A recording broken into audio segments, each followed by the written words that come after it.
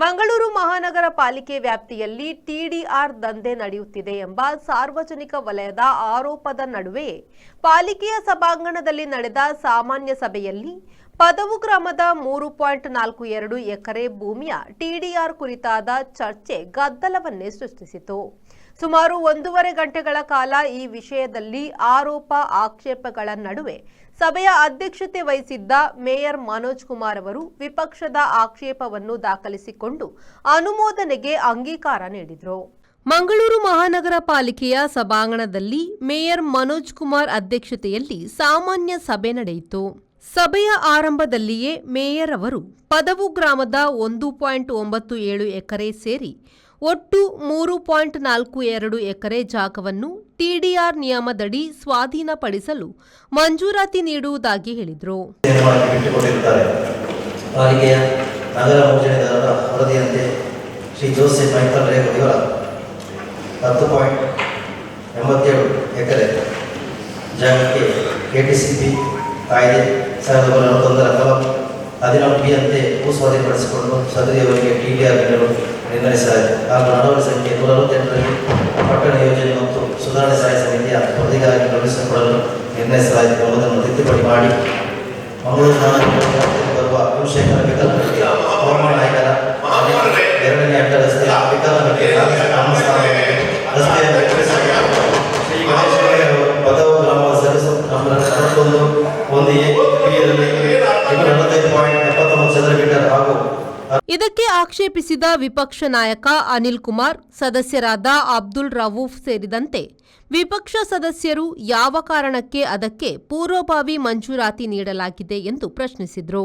ಸುಮಾರು 6 ತಿಂಗಳ ಹಿಂದಿನ ಮೇಯರ್ ರವರು ಈ ಪ್ರಕರಣದಲ್ಲಿ ಪೂರ್ವಭಾವಿ ಮಂಜೂರಾತಿ ನೀಡಿದ್ದರೂ ಆಕ್ಷೇಪದ ಕಾರಣಕ್ಕೆ ಮುಂದೂಡಿಕೆ ಮಾಡಿದ್ರು.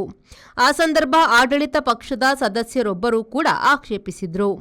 ಹಾಗಿದ್ದರೂ ಇದೀಗ ಮತ್ತೆ ಹೊಸ ಮೇಯರ್ ರವರು ಪೂರ್ವಭಾವಿ ಅನುಮೋದನೆ ನೀಡಿ ಸ್ಥಿರೀಕರಣ ನೀಡಿರುವುದು ಯಾವ ಕಾರಣಕ್ಕೆ ಎಂದು ಸದಸ್ಯ ಅಬ್ದುಲ್ ರವೂಫ್ ಪ್ರಶ್ನಿಸಿದ್ರು. ಈ ಸಂದರ್ಭ ಕೆಲ ಹೊತ್ತು ಆಡಳಿತ ಹಾಗೂ ವಿಪಕ್ಷ ಸದಸ್ಯರ ನಡುವೆ ವಾಗ್ವಾದ ಉಂಟಾದಾಗ ವಿಪಕ್ಷ ಸದಸ್ಯರು ಮೇಯರ್ ಪೀಠದೆದುರು ತೆರಳಿ ಈ ಕಾರ್ಯಸೂಚಿ ಕೈಬಿಡಬೇಕು, ಟಿಡಿಆರ್ ಅನುಮೋದನೆ ಹಿಂಪಡೆಯಬೇಕು ಎಂದು ಆಗ್ರಹಿಸಿದರು. ಈಗಾಗಲೇ ಮಂಗಳೂರು ನಗರ ಪಾಲಿಕೆಯಿಂದ ಮನೆ ನಿರ್ಮಾಣಕ್ಕಾಗಿ ಸುಮಾರು 20 ಎಕರೆ ಜಾಗವನ್ನು ಸ್ವಾಧೀನಪಡಿಸಿಕೊಳ್ಳಲಾಗಿದೆ. ಕಳೆದ 5 ವರ್ಷಗಳ ಬಿಜೆಪಿ ಆಡಳಿತಾವಧಿಯಲ್ಲಿ ಒಂದೇ ಒಂದು ಮನೆ ನಿರ್ಮಾಣವಾಗಿಲ್ಲ. ಆಗ ನೆನಪಾಗದ ಪೌರ ಕಾರ್ಮಿಕರ ಬಗ್ಗೆ ಈಗ ಯಾಕೆ ನೆನಪಾಗುತ್ತಿದೆ? 3.5 ಎಕರೆ ಜಾಗ ಸ್ವಾಧೀನಪಡಿಸುತ್ತಿರುವುದರ ಹಿಂದಿನ ಉದ್ದೇಶವೇನು ಎಂದು ವಿನಯರಾಜ್ ಹಾಗೂ ಶಶಿಧರ ಹೆಗ್ಡೆ ಪ್ರಶ್ನಿಸಿದರು.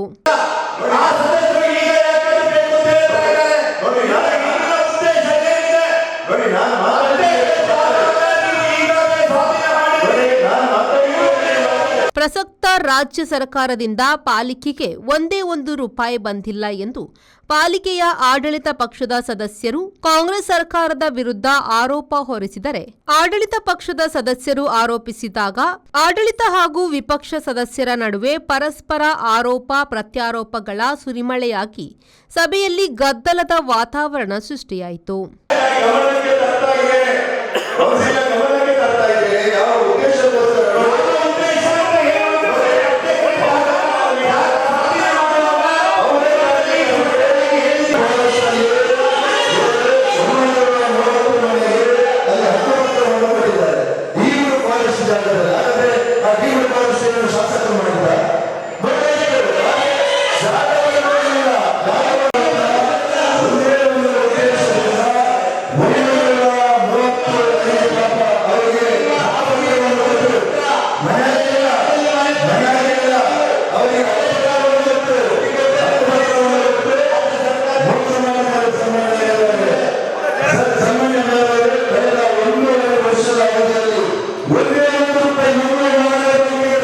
ಮಧ್ಯಪ್ರವೇಶಿಸಿದ ಮೇಯರ್ ಮನೋಜ್ ಕುಮಾರ್ ಈಗಾಗಲೇ 10,000 ಮಂದಿ ವಸತಿಗಾಗಿ ಕಾಯುತ್ತಿದ್ದಾರೆ. ಅದಕ್ಕಾಗಿ ಭೂಸ್ವಾಧೀನ ಅಗತ್ಯವಿದೆ ಎಂದು ಹೇಳಿದರು.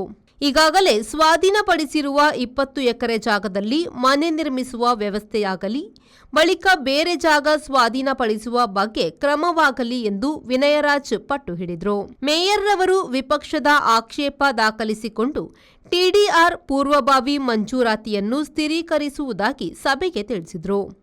ಸಭೆಯಲ್ಲಿ ಉಪಮೇಯರ್ ಭಾನುಮತಿ, ಸ್ಥಾಯಿ ಸಮಿತಿ ಅಧ್ಯಕ್ಷರಾದ ವೀಣಾ ಮಂಗಳ, ಕದ್ರಿ ಮನೋಹರ್ ಶೆಟ್ಟಿ, ಸುಮಿತ್ರಾ, ಸರಿತಾ ಶ್ರೀಧರ್, ಪಾಲಿಕೆ ಆಯುಕ್ತ ರವಿಚಂದ್ರನ್ ನಾಯಕ್ ಉಪಸ್ಥಿತರಿದ್ದರು.